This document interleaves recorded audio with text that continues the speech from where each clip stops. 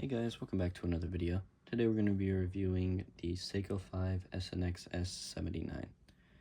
I was going to hold off to do this review until, later down the line, but the first video I did with the Casio F91W, I was only expecting it to get like 4 or 10 views or something, but it's already, as of recording this, around like 215.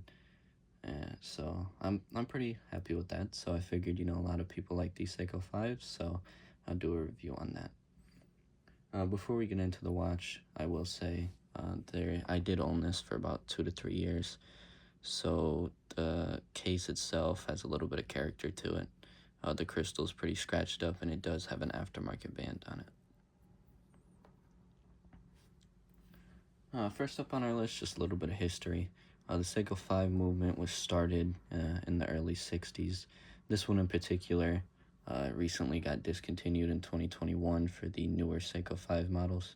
I personally like this style more than the newer ones, but personal preference. Seiko 5 is called the 5 because it has the 5 key features, which is the automatic movement, the water resistance, the day-date display, the durability, and the accessible design. So that's the 5 reasons why it's called the Seiko 5. For the case, it's got a lug-to-lug of 49 millimeters. It's going to be 37 millimeters across, thickness of 13 millimeters, and a weight of 90 grams. This watch is kind of heavy. It's not a light watch, anything like Casio's or most other watches. Honestly, it's pretty bulky, especially with the back. Forgot what it's called. I think it's called the viewing case back or so, but it's got a crystal on the back so you can see it, and it really makes it float above your wrist, which we'll get into later on. Now, the main attraction of this watch is, of course, the face. Also the case. For the case, it's got these really nice, dapper, slim sides there that kind of just, flow really good with the watch. It gives it this nice little, like, egg shape, per se. I like it. It's really nice for dressier clothes and stuff like that. It tapers off really well. We also have this, it's kind of hard to try to show it.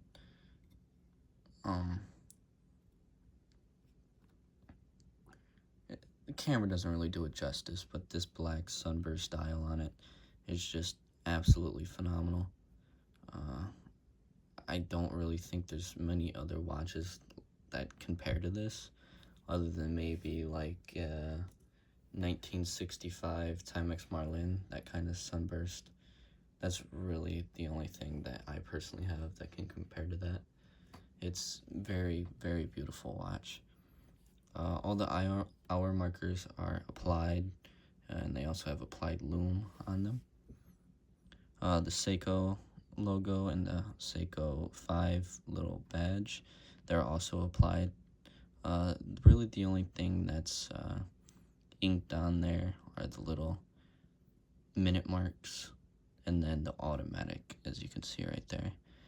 I believe this takes inspiration from a Rolex Datejust, if I remember correctly. Which, I mean, it does have its similarities, but it's not a direct, copy of it. But a lot of people say they do look alike, and I do see the resemblance. But we're gonna go ahead and take the bands off this and get a good look at that movement. I almost forgot to showcase the lume for you guys. So here it is. It's very high lume.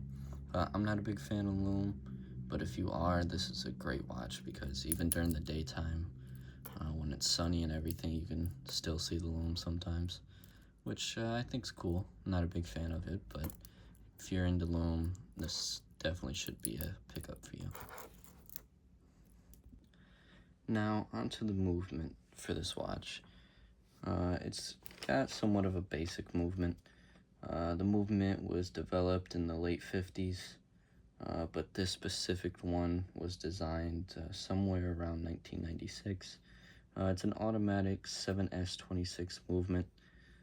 It's got 6 beats per second, 21,600 beats an hour. It's got no hacking, and the accuracy is listed to be somewhere around, I believe, 20 to 40 seconds plus minus per day. I probably should have this watch serviced. Like I said, it is kind of old, somewhere to like 2 to 3 years. And I have taken some falls in it, but I'm around like a minute 20 a day on a good day. So that's not really good, but I mean, it's still a great watch. That's after, 3 years of every single day use. I wore this every day for a good 2 years before I got this Casio A700. Now that's my daily. But this seen a lot of wrist time, basketball, any type of sport you can think of. And yeah, all things considered, I still think it's pretty good. It's very nice to look at. They really, made it look fancy in there. It's got branding. Let me see if I can't really see it on camera. But yeah, you see there it says 21 joules, Seiko Time Corp, and then it's got the 7S26C. I could barely see that. But yeah, it's got, a nice little bit of branding in there. You can see it says Seiko there again. And, they prettied it up. You can see there the mainspring and all the little components. And what I really like is, how you can see the rotor there as it charges up. And you can really feel it in this watch. Some watches you can't. But as you spin it, you can feel it flying around, which I really like. But yeah, let's put the strap back on and see how this thing looks on the wrist.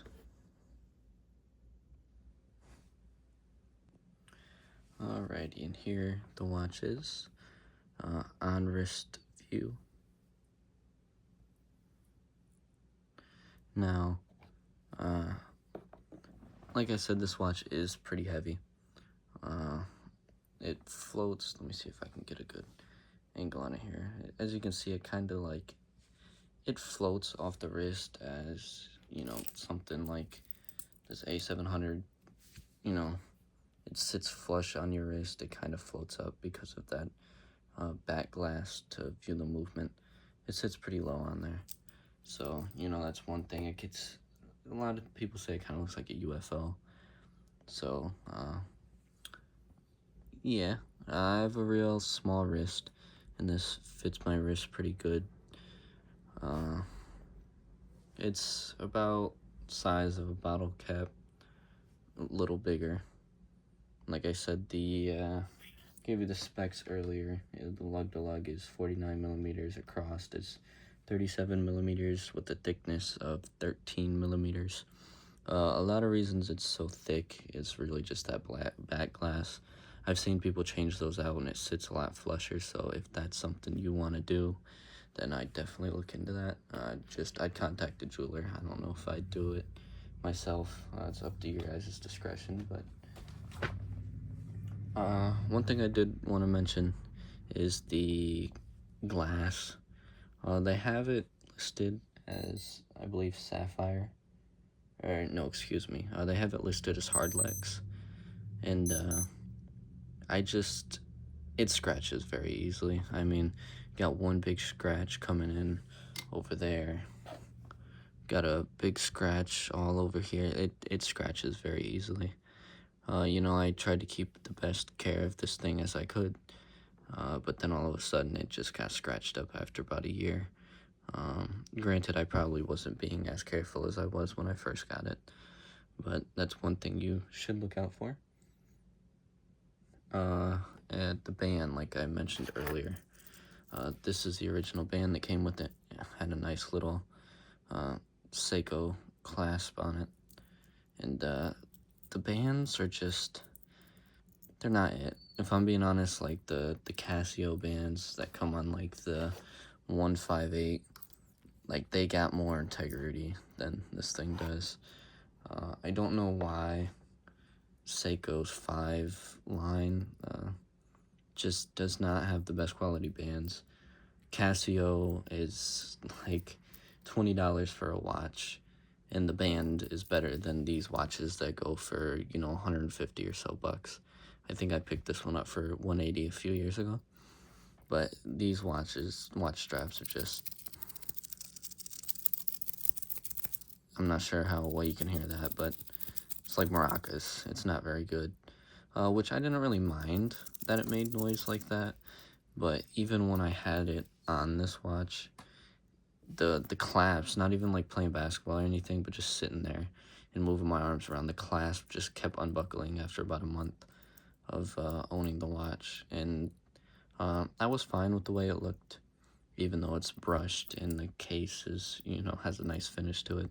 I was fine with it, but after it kept just busting open like that and unlocking itself when I'm sitting there, I didn't feel comfortable with this, because I felt like the watch would just fall off my wrist while I'm walking. So I will, say that, take into account the cost of what it would be for the watch and a new band, because I'm sure you're not going to be wanting to keep this. So factor the cost of a band in too. So it's 18 millimeter for the band. So before you buy this, I would look on Amazon or whatever place you want and just try to find a band replacement and see how much that'll cost you, and see if you're still interested in getting the watch at that point. Another thing I want to note with this, the water resistance. It's like this with a lot of watches and a lot of companies. People do not recommend you do anything in this watch. They don't recommend you even dip this thing in water or get in the pool even. But I will say, a few months ago, I went down to a lake in Michigan, or went up to, I should say, a lake in Michigan, and I was full on swimming, jumping off the back of a boat, diving in this watch, really, and it's perfectly fine. No water got on the inside. It handled incredibly well, actually. I think it's only rated for about 30 meters of water resistance, but I was diving pretty deep, and, really just, I was very careless, and luckily it's still in good shape. But yeah, do I think you should buy the Seiko 5? Yes. For my years of ownership, I've absolutely loved this watch. It never left my wrist. I mean, I've worn this thing every day. I've worn it to work. I wore it to homecoming. I've wore it everywhere. I love this watch. It's very comfortable. It is a little heavy, but it's very, very comfortable. And for the price, I just don't really think you can beat it, especially for this being a Seiko, great brand and amazing watches. I do recommend, though, if you do want to buy some, try to pick them up sometime soon, since they did discontinue these ones, and the newer Seiko 5s are, I think, like 250 bucks, and I don't really think they look as good as this, but that's just my personal opinion. But yeah, thank you guys for watching, and enjoy the rest of your night.